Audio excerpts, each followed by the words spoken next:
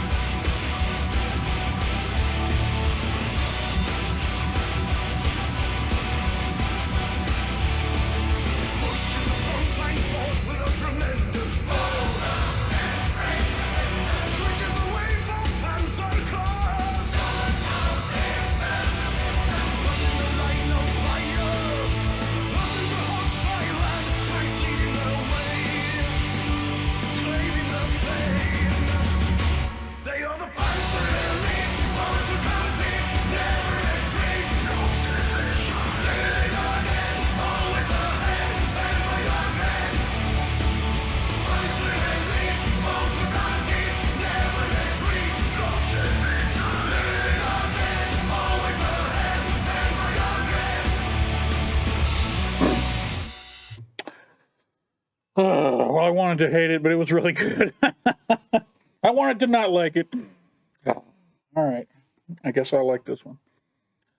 Can't blame the men who did their jobs fighting in a war to protect their country. All right, let's check out the live from, pretty sure this is from Woodstock Festival 2012. All right. Ghost Division, Sabaton.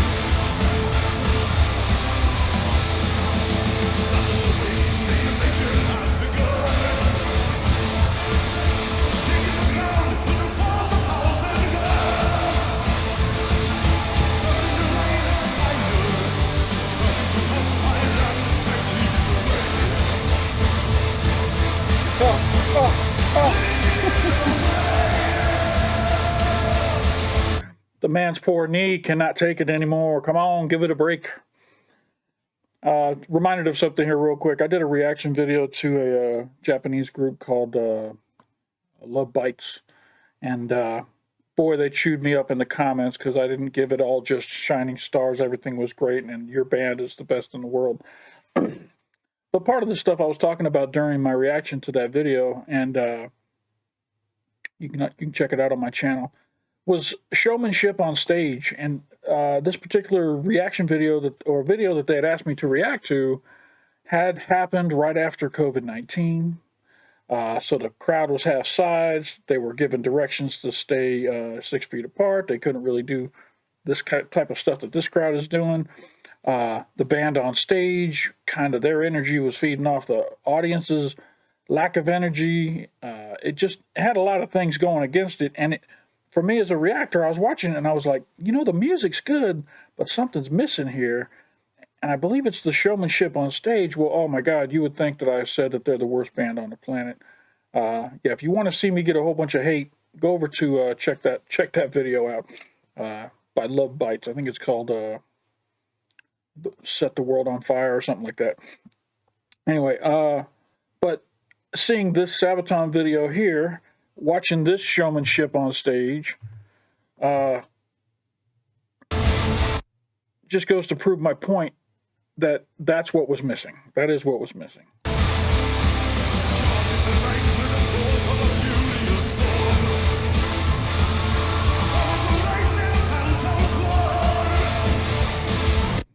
But the fans who were arguing against my reaction said, well, the music that Love Bites is playing is so much more difficult than these bands like this that just play 3 chords and then dance around on stage. And, well, some people want to watch somebody stand still and play difficult music, and some people want to be entertained by a band that's on stage.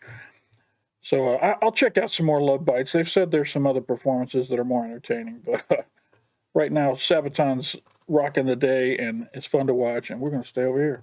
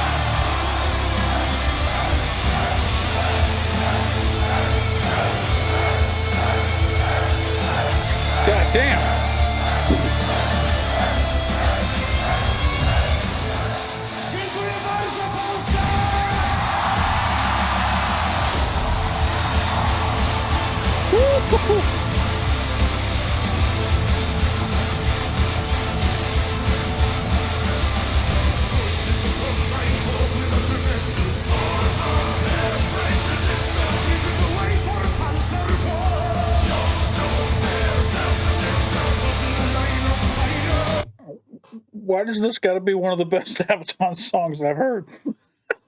I want to not like it because it's about the Germans, and we're supposed to not like the Germans. Those Germans back then, not you Germans. You Germans nowadays, it's all good. That's all behind us. We're all friends now. This song is epic.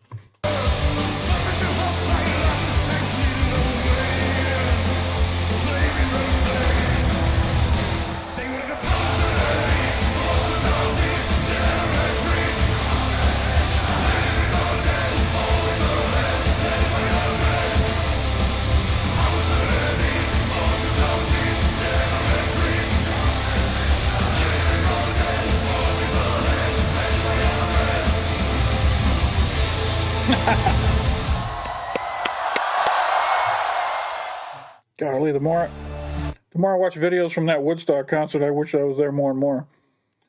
I envy all of you who were there in that crowd, just having a blast. The euphoria in the crowd just must have been intoxicating.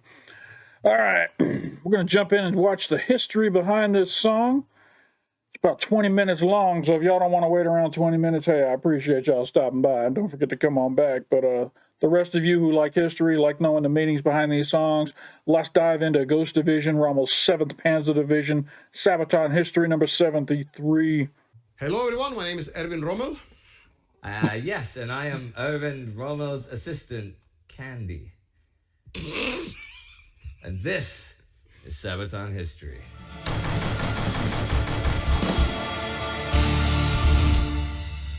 You asked for it, and now you got it. Ghost Division. You wanted the best? You got the best! Ghost Division!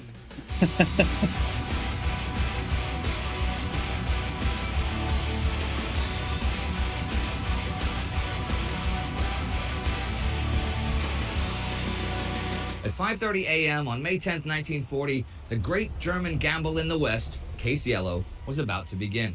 General Major Erwin Rommel had just a few months earlier been transferred from the Führer Begleit Battalion to the command of the German 7th Panzer Division. As part of the 15th Motorized Armee Corps, it would be the mission of his 7th to guard the right flank of Panzer Group Kleist, which was to drive a Schwerpunkt into France. His immediate goal was to penetrate the Belgian border defenses and push through the densely forested and hilly terrain of the Ardennes forest as quickly as possible. Time was essential. They only had a short window of 3 or 4 days to cross the river Meuse. If they did not manage that, the whole offensive might fail. From the get-go, Rommel pushed his division hard. Vital to his advance were the motorcycle and armored reconnaissance units of Kradschützen Battalion 7, who raced ahead to scout and clear the quickest route for his tanks. These ultra-mobile units could not only cover a large distance much more quickly than any tank, but also could carry enough firepower to tackle obstacles and resistance. Advancing rapidly, the division moved the first day across the river Ourthe and made headway to Dinant, advancing 90 kilometers in a single day. They soon outpaced their neighboring units, the 5th Panzer Division to the north and the 23rd Infantry Division to the south, and contact was repeatedly lost. With the Meuse just 35 kilometers away, Rommel wanted to rest for a minimal amount of time and be on the move again as quickly as possible. Looking neither left nor right, he raced ahead with his forward units of his tanks, keeping close contact only with his reconnaissance units. At Dinant, they smashed through a strong French force, and the 7th got its first real taste of armored combat. By the afternoon of the 12th, his forces had already reached the mighty river Meuse. Now, this far, Rommel had enjoyed the blessings of his superior, General Hermann Hoth, who supported the idea of aggressive tank spearheads. Taking risks was necessary. Thanks to Rommel, the Meuse had been indeed reached in record time. But it needed to be crossed. Kleist, commanding the whole Panzer Corps, opted to rest his units for the night. After they had reorganized and gotten enough support from the air, they would begin the crossing of the Meuse late afternoon the next day. Rommel, however, thought that air support would be modest at best, and instead ordered only a short rest for his division. At first light, the 7th went on the attack again. It was a hard fight. The French would not let them cross without resistance, but the hasty attack prevented the French from putting together enough force to stop them. Personally leading his tanks across the Meuse, Rommel remained always close to the fighting. From his experience as a stormtroop leader in the Great War, Rommel knew the importance of keeping the initiative. Speed would be both their sword and their shield. The faster they advanced, the more likely it was to catch the enemy off guard. They had to ensure that the battle would be fought on their terms. There will never be another war like this. Air power has changed the way war will ever happen again forever. So, it's interesting to see the tactics and the military minds working their way on how they're going to advance and gain ground and that kind of stuff. But in my head, I'm thinking, in this day and age, these guys, they'd be done. I mean, air power is superior, bar none. And of course, nuclear power, but God, I hope we never have to use it. But man.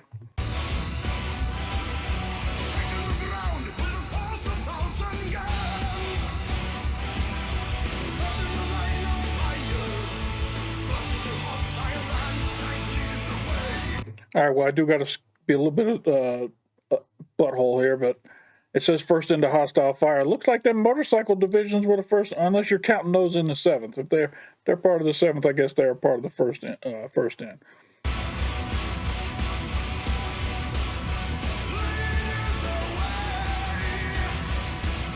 While the mass of German troops was busy crossing the Meuse all that whole day, Rommel did not even think of rest. He had to move west, ever west.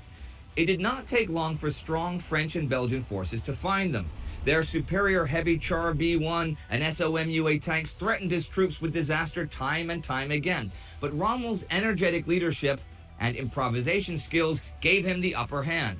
He was not afraid to take immense risks now, as this whole endeavor was one big risk anyway. For example, one misty morning they were surprised by a French tank attack. Rommel went right up to the front, ordering his troops to fire their signal pistols at the incoming tanks. Surprised and confused, the French tanks veered off. That gave Rommel's artillery enough time to find its targets. By the night of the 14th, the Germans had successfully punched through the last line of defense at the Meuse River. The command, "Pursue with all weapons," meant that French resistance in that area had been broken. The next day, Rommel found himself staring down the French-Belgian border at Montcornet, as a halt order was imposed on all of Haut's divisions. They were standing in front of the extended Maginot Line. It was not as well fortified as the Maginot Line to the east and south, but still dangerous enough that they were given the direct order to not risk the tanks and leave it to the infantry to break through. By late afternoon of the 16th, though, Haut gave the cautious order to probe the defenses. However, he almost immediately clarified that no breakthrough should be attempted. But Rommel was long gone by then. The 7th Division crossed the French border on its own and spotted a whole system of interlocking concrete bunkers with armored cupolas, tank ditches, and other obstacles. At first glance, it seemed impossible to break through without heavy artillery and air support.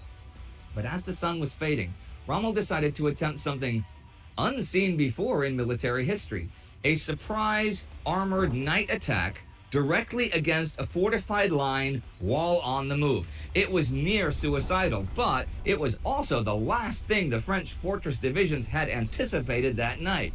The first tanks of Rommel's armored wedge smashed through the first defenses before the French were able to react. Still, resistance was formidable. Vehicles were knocked out left and right by anti-tank guns and artillery firing from the bunkers. Nevertheless, enough German tanks were already within the perimeter to silence the forward bunkers with direct hits. In that lull, the 7th Combat Engineers moved into action, throwing themselves with satchel charges and flamethrowers against the fieldworks. Firing on the move to all sides, the panzers sped on, quickly followed by the agile motorcycle companies. The only way to escape now was forward. At top speed, they raced towards the French artillery, never stopping. At 11 at night, they had finally punched through the second line and suddenly saw only open terrain in front of them. Rommel wrote this in his diary: "We were through the Maginot Line. It was hardly conceivable. 22 years before, we had stood for 4.5 long years before those self-same enemy and had won victory after victory, but yet finally lost the war. And now we had broken through the renowned Maginot Line and were driving deep into enemy territory. It was not just a beautiful dream, it was reality." But even this unimaginable success would be only temporary if not exploited. Instead of stopping, Rommel drove his armored spearhead onward, speeding at night over the French roads toward the city of Avesnes. They suddenly crashed right into the French 5th Motorized Infantry Division, which had neatly parked its tanks and vehicles on the roadside before going to sleep. Now, they awoke to the sound of grinding metal and the fire of heavy guns.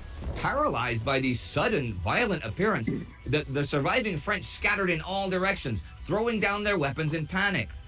Rommel was gone as quickly as he had arrived. All along the road to Avesnes, the French were caught by surprise, and soon the night was illuminated by burning tanks and trucks. Rommel's a freaking psychopath. He's just like, forget it, the rest of our army. We're going full speed ahead. We're not going to stop. We're going as deep as we can. Follow me, boys.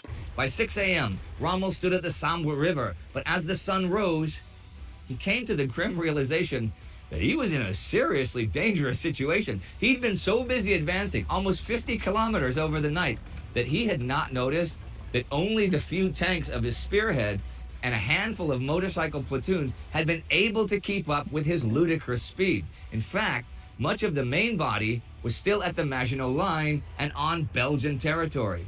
Ammunition and fuel were low, so Rommel ordered his battered and exhausted tank crews to guard the bridge, while he himself would establish contact with the rest of his forces. It must have dawned on him that his daring exploit had left his forces isolated in the midst of enemy territory. So, pedal to the metal, the crew of his armored command vehicle raced back along the same road back to the east. News spread fast. French soldiers spoke of a German breakthrough, causing further chaos and confusion. French high command tried to make sense of the reports, which seemingly multiplied the advancing forces by the hour. No one knew where this German division was or what it had planned, so this operation earned the 7th Panzer Division the French nickname La Division Fantôme, the Ghost Division.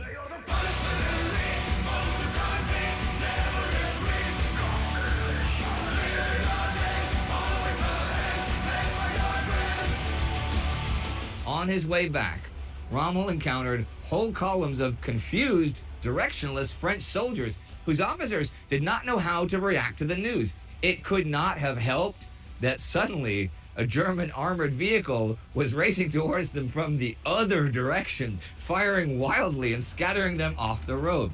Rommel ordered his driver not to stop for anything, but suddenly they were behind a large column of trucks moving towards the front. Now, bear with me here. The convoy of 40 trucks was guarded with machine guns, and Rommel drove up and passed it. Then he stopped the lead vehicle, told the French officer to stand down, and then ordered the crew of 40 trucks to get out and disperse. And he basically did this with his commanding tone and his German general's uniform alone. And this is not the only occasion he did something like that. And such was the chaos that French soldiers actually came up to his vehicle, hopefully asking, "Anglais?" But it was a ghost division for German command as well. Rommel had presented them with a fait accompli. The French lines were breached, but on such a narrow front that many believed it was a trap set by the French to lure them in. Nonetheless, the success of his unauthorized push had not only saved countless German lives, but also decisively sped up the whole campaign by days or even weeks. The French Second Corps had dissolved in panic. The 1st French Armored Division was more or less wiped out, and many other French divisions were disorganized or badly mauled. Rommel's attack was an extreme version of German operational warfare, but its strongest effect was psychological. Anything short of a breakthrough would have seen Rommel court-martialed, but his success earned him the Knight's Cross instead. Adolf Hitler himself congratulated Rommel after the campaign, but also scolded him with the words, "Your raid has cost me a sleepless night." Hitler was certainly not the only one.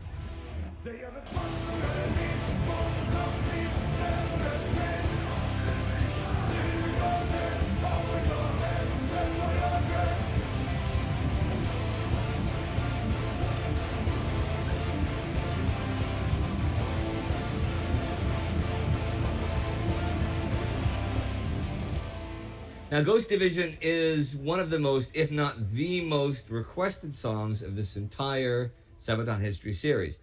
And we haven't specifically saved it to starve people of what they want to see, but we wanted to space out like your hits and your most popular songs and stuff.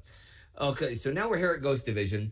What's the first thing that leaps to your mind when you think of not the fans, not the popularity of the song, but the song? Oh, good question. So much. I mean, it was new for us, that style being so hard hitting and direct, but also so many memories. I mean, some of the strongest memories we can have from a concert is the first couple of seconds on stage. Sometimes, we might have been on the stage sound checking, which we usually have, rarely see in the crowd. And for us, I mean, imagine some of the strongest memories I have is running out in front of hundreds or thousands or tens of thousands, and in a few cases, hundreds of thousands of people with the words, "Fast as the wind, the invasion has begun."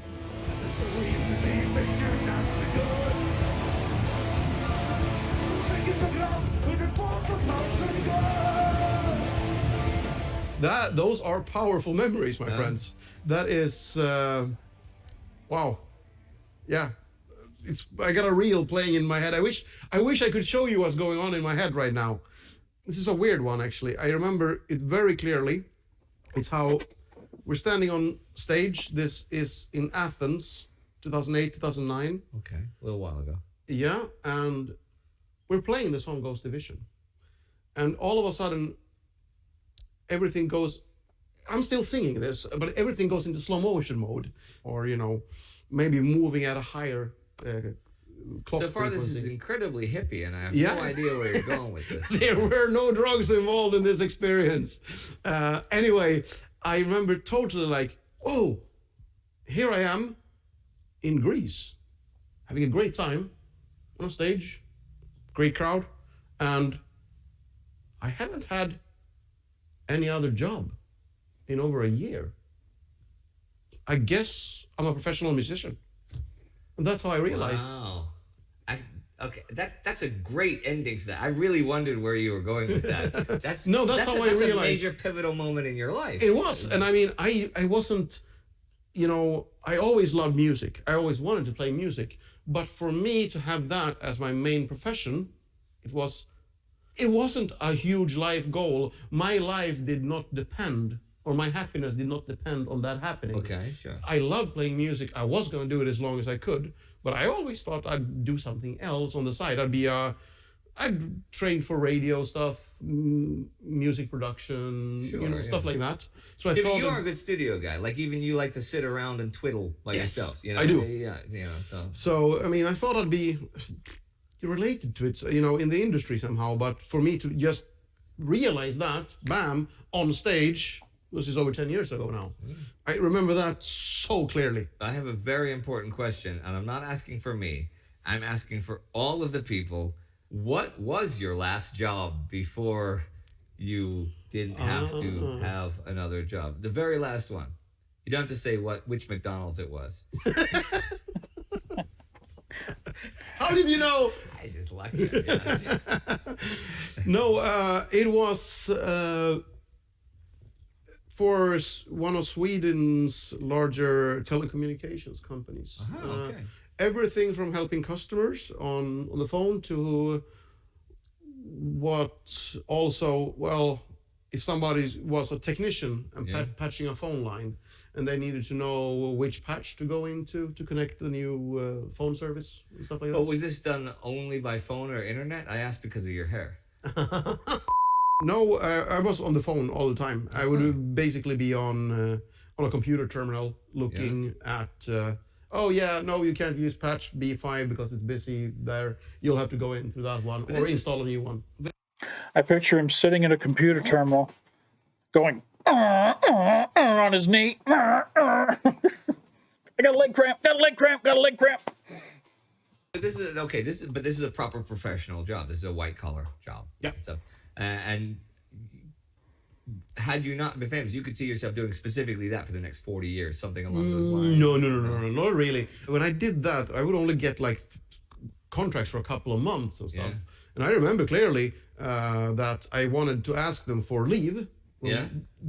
Where before we did the 2006 tour, with Edguy and Dragon Force. So we went on tour there. I asked for leave for like 2 months, and can I come back? And they told me like, no, I couldn't. Going on tour. I'm going on tour. Fuck you guys, basically. So there's a major no tour, like yeah. that's with Edgar Dragon Force. That's a That was the first big tour we did with Nightliners and everything. So for us, it wasn't no easy deal for You're me. not gonna say no to that. I mean, actually, to be honest, there are a lot of people that would say no to that, and that's a shame. Yeah. Because okay, I understand. Let's say okay, if you have a pregnant girlfriend or a pregnant boyfriend, and you have to take care of. I'm trying to be gender neutral. Yeah. You're trying to take care. Yeah, I can understand. No, I've got to do a response. But well, it was just you. Yeah. It was just me, and it's also I totally understand. Everybody chooses a different path in life, and I am lucky in that way that I didn't have a super good employer, and I'm lucky that I didn't have they a gave really you time good. that you came back. Yeah. I mean, in a way, for me, it was an easy choice. Yeah.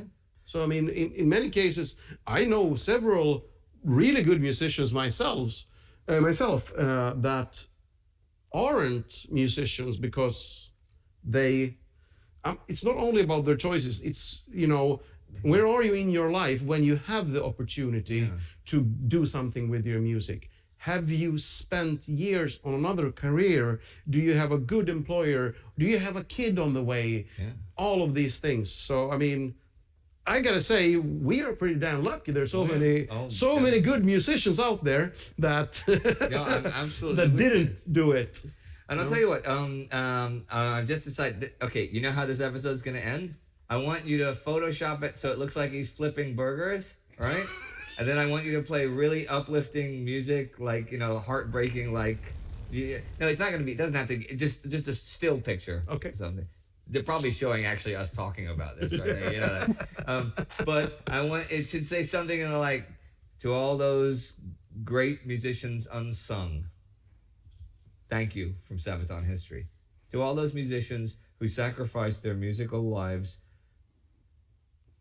for duty, for family, for honor, for fear, for complacency, or for even a better life.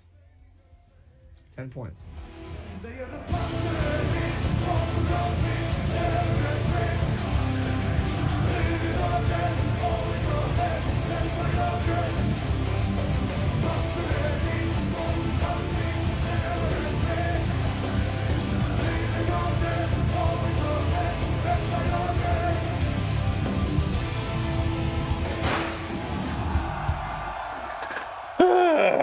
All right, everyone.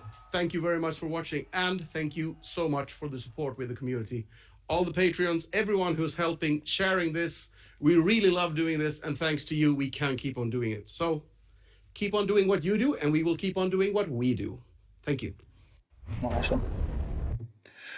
Very good. Oh man, I knew when I started doing Sabaton songs, and people told me that they didn't discriminate. They did songs from all different countries, from all different wars. I knew there was going to be one about the German army, and I was going to have to struggle with it because, like I say, when you're taught your whole life that they were the epitome of evil doing what they were doing, and then you have to kind of look at them through a different pair of glasses. Damn it, I did not want to like this song. I wanted this to be the first song that I just went, well, that was pretty good, but this was better, that was better, but this was a really, really good song.